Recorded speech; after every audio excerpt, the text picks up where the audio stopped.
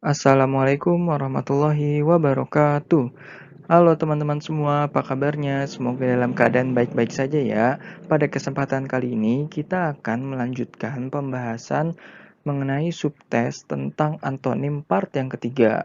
Nah, sebelum kita masuk ke pembahasan materi dan soalnya, alangkah baiknya nih teman-teman untuk subscribe dulu channel ini dan nyalakan loncengnya. Dan juga jangan lupa untuk like, comment, dan share ke teman-teman yang lain. Semoga video-video pembahasan di channel ini dapat bermanfaat. Oke. Nah, teman-teman yang belum nonton part pertama dan part yang kedua, nah bisa nih ditonton dulu part pertama dan part keduanya, baru part yang ketiga. Karena di sana juga ada pembahasan mengenai materi tentang antonim dan pembahasan soal-soalnya. Nah, selanjutnya kita akan bahas dulu nih, review sedikit apa itu antonim. Jadi, antonim itu adalah lawan persamaan makna kata. Dan ini antonim ya, bukan sinonim. Jangan sampai terbalik dengan sinonim. Kalau antonim itu berarti lawannya. Oke, biar lebih jelas, kita masuk ke contoh soalnya saja.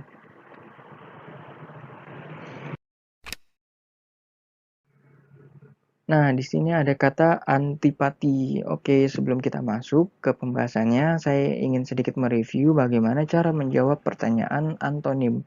Menjawab pertanyaan antonim tidak beda jauh dengan menjawab pertanyaan sinonim. Jadi teman-teman tuh kayak harus banyak baca, itu baca berita, baca artikel, baca majalah, baca buku, atau baca apapun.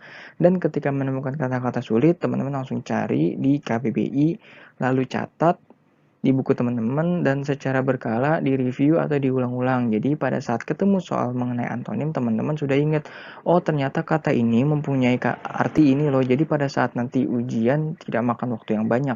Seperti itu. Mungkin itu aja pembahasannya. Kita langsung masuk ke pembahasan soalnya nih. Di sini ada kata antipati. Nah, di KBBI, antipati itu artinya penolakan atau perasaan tidak suka yang kuat. Terus juga ada arti yang kedua itu perasaan menentang objek tertentu yang bersifat personal dan abstrak. Nah, berarti untuk antipati ini antonimnya adalah yang D, simpati.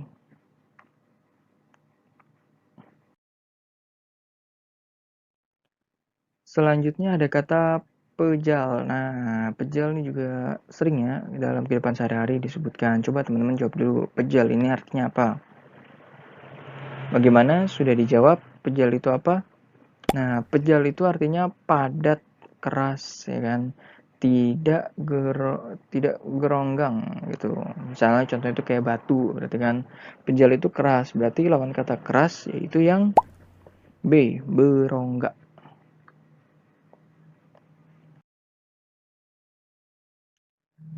Selanjutnya ada kata rawan. Nah, rawan ini juga gampang nih. Coba teman-teman jawab lagi. Ya, sudah dijawab. Rawan itu artinya bisa rindu bercampur sedih, pilu, terharu, ya kan. Terus juga ada artinya mudah menimbulkan gangguan keamanan atau bahaya atau juga gawat. Nah, berarti lawan kata atau antonim dari rawan adalah yang D, aman.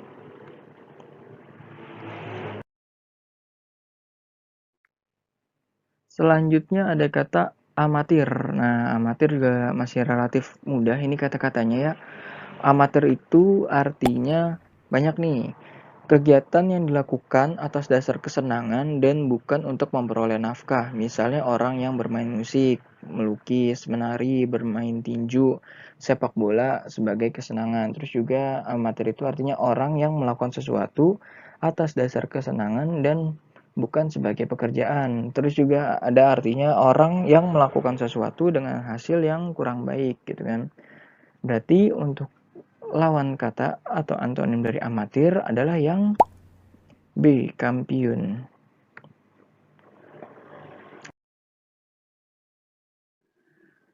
Selanjutnya ada kata anggara.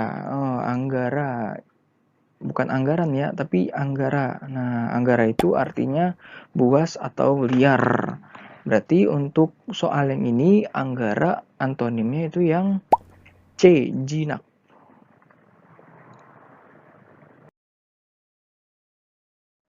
Nah, selanjutnya juga ada kata canggih. Nah, canggih ini juga masih relatif mudah. Coba teman-teman jawab lagi nih, canggih itu artinya apa? Bagaimana? Sudah dijawab? Ya, canggih itu artinya banyak ya nih, ada banyak cakap, terus juga bawel, cerewet, dengan suka mengganggu, tidak dalam keadaan yang wajar, kehilangan kesadaran, dan lain sebagainya. Berarti canggih itu antonimnya adalah yang sederhana. Selanjutnya ada kata tinggi. Nah, kalau tinggi nih gampang nih. Ayo coba jawab sebentar. 1 detik. 1. Nah, ya. Tinggi itu artinya jauh jaraknya dari posisi sebelah bawah. Nah, berarti lawan kata atau antonim tinggi adalah yang D, rendah ya kan. Jangan sampai kebalik ya. Jawabannya itu D, rendah yang lebih tepat, bukan pendek.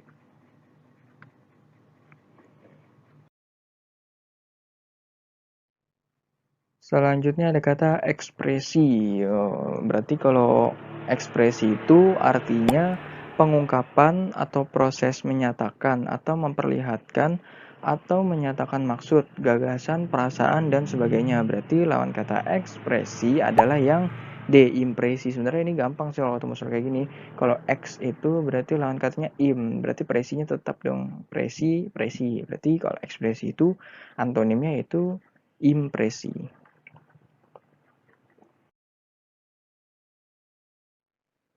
Selanjutnya ada kata takzim. Nah, takzim itu artinya amat hormat dan sopan. Berarti untuk takzim ini antonimnya itu yang acuh. Tuh.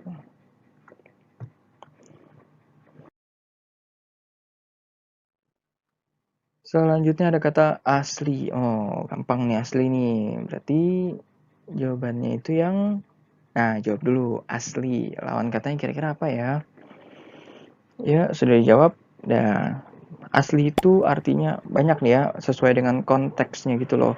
Jadi asli itu tidak ada campurannya, tulen atau murni gitu kan, atau ada arti lain, bukan peranakan gitu kan, terus juga bukan salinan, atau juga tidak diragukan asal usulnya.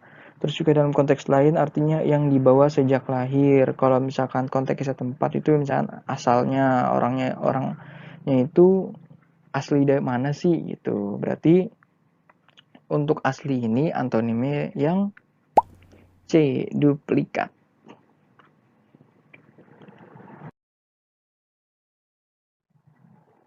Selanjutnya ada kata legislatif. Nah, legislatif ini juga gampang ya.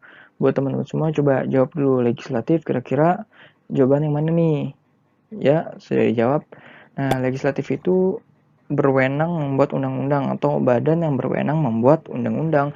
Berarti legislatif itu lawan katanya atau antonimnya itu yang B, eksekutif. Eksekutif itu yang menjalankan atau melaksanakan undang-undang. Kalau legislatif itu yang membuat undang-undang. Jangan sampai tertukar, jangan sampai terbalik. Lihat lagi konteksnya, dia itu antonim atau sinonim.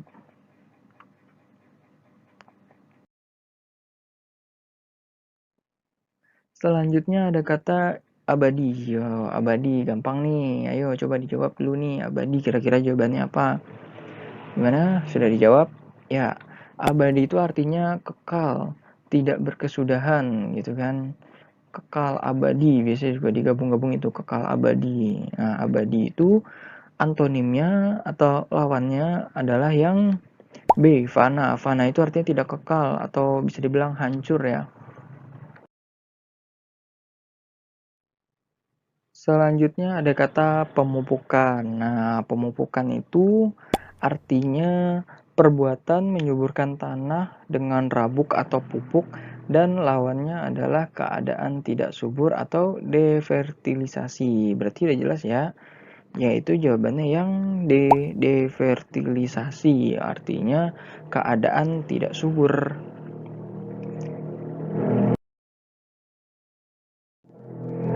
Next, kita lihat ada kata preman. Nah, preman itu coba jawab teman-teman. Preman itu antonimnya apa ya kira-kira? Ya, bagaimana? Sudah dijawab. Ya, preman itu sama dengan partikelir, tidak sedang berdinas, bukan tentara, tidak sedang berseragam atau kepunyaan sendiri. Berarti lawan katanya yang C, dinas.